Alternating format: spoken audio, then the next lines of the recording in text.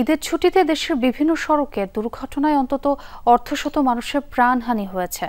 আহতের সংখ্যাও শতাধিক। সবচেয়ে ভয়াবহ দুর্ঘটনাটি হয়েছে চট্টগ্রাম কক্সবাজার মহাসড়কে। প্রাণ ঝরেছে 10 জনের।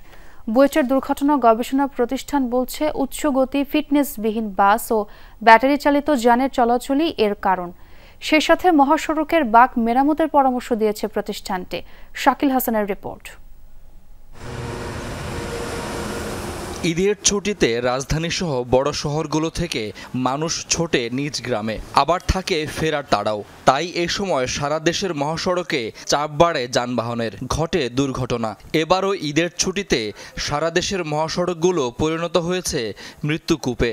বুধবার চট্টগ্রাম কক্সবাজার মহাসড়কে চুন্তি এলাকায় বাসের সঙ্গে মাইক্রোবাসের সংঘর্ষে মারা গেছেন 10 জন। মাদারীপুর, কুষ্টিয়া, ফরিদপুর, ময়মনসিংহ সহ দেশের নানা স্থানের সড়কে মারা গেছেন 50 জনের বেশি। দুর্ঘটনায় আহত হয়েছেন শতাধিক। মুনাফার লোভে ট্রিপ বাড়ানোর প্রবণতা থাকে বাস মালিক চালকদের মধ্যে। এতে বাড়ে গাড়ির গতি। এদিকে হয়তো চালকের বিশ্রাম হয়নি পর্যাপ্ত, আবারও ধরেছেন গাড়ির স্টিয়ারিং, ঘটে দুর্ঘটনা।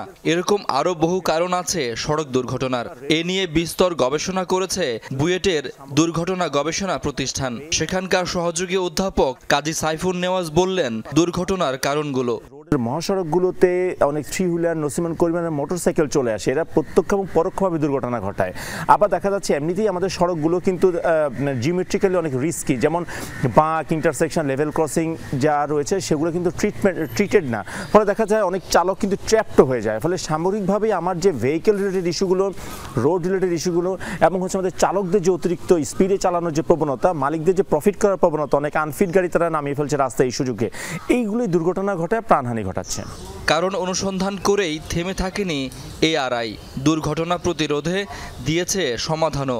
ফ্র্যাঞ্চাইজির মাধ্যমে আমাদের বাস পরিচালনা করা উচিত, স্পিডিংটাকে কন্ট্রোল করা উচিত এবং স্পিড গভর্নর সিলটাকে এস্টাবলিশ করা উচিত, বাসে যাতে চাইলেও কোনো চালক নির্দিষ্ট স্পিডে উপরে তুলতে না পারে। পাশাপাশি চালকদের একটা নির্দিষ্ট বেতন কাঠামোর আওতায় নিয়ে আসতে হবে, নিয়োগপত্র দিতে হবে, তা না হলে কিন্তু এই প্রতিযোগিতা থামবে না। ঘনবসতিপূর্ণ এদেশের জন্য শুধুমাত্র সড়কের উপর নির্ভর না করে রেলপথেও জোর দেওয়ার পরামর্শ এই গবেষকের। আমরা যা উন্নয়ন করছি সড়ক ভিত্তিক উন্নয়ন করছি, কিন্তু আমাদের রেলটাকে যদি ডেভেলপ করতে পারি, রেল নেটওয়ার্ক যদি পুরো বাংলাদেশে ছড়িয়ে দিতে পারি, ওয়াটারওয়েগুলোকে যদি আমরা আবার মরে যাওয়া ওয়াটারওয়েগুলোকে যদি আমরা জীবিত করতে পারি, দেখা যাবে যে সুন্দর একটা ব্যালেন্স সিস্টেম হবে। তখন কিন্তু এই প্রতিযোগিতা থাকবে না, আপনার যানজট থাকবে না, দুর্ঘটনা থাকবে না। দুর্ঘটনায় মৃত্যু আর গণমাধ্যমে খবর বের হলে কেবল সরকারি কর্তৃপক্ষের টনক নড়ে। কয়েকদিন দেখা যায় দৃশ্যমান কিছু তৎপরতা। বুয়েটের দুর্ঘটনা গবেষণা প্রতিষ্ঠান ঈদে মহাসড়কে দুর্ঘটনার কারণ অনুসন্ধান করে এর সমাধানের পথ বাতলে দিয়েছে। স্বল্প, মধ্য ও দীর্ঘমেয়াদে সরকার এই সমাধানগুলো বাস্তবায়ন করতে পারে, নইলে ঈদে মহাসড়কে হত্যার এই মিছিল কখনোই বন্ধ হবে না। শাকিল হাসান, যমুনা নিউজ, ঢাকা।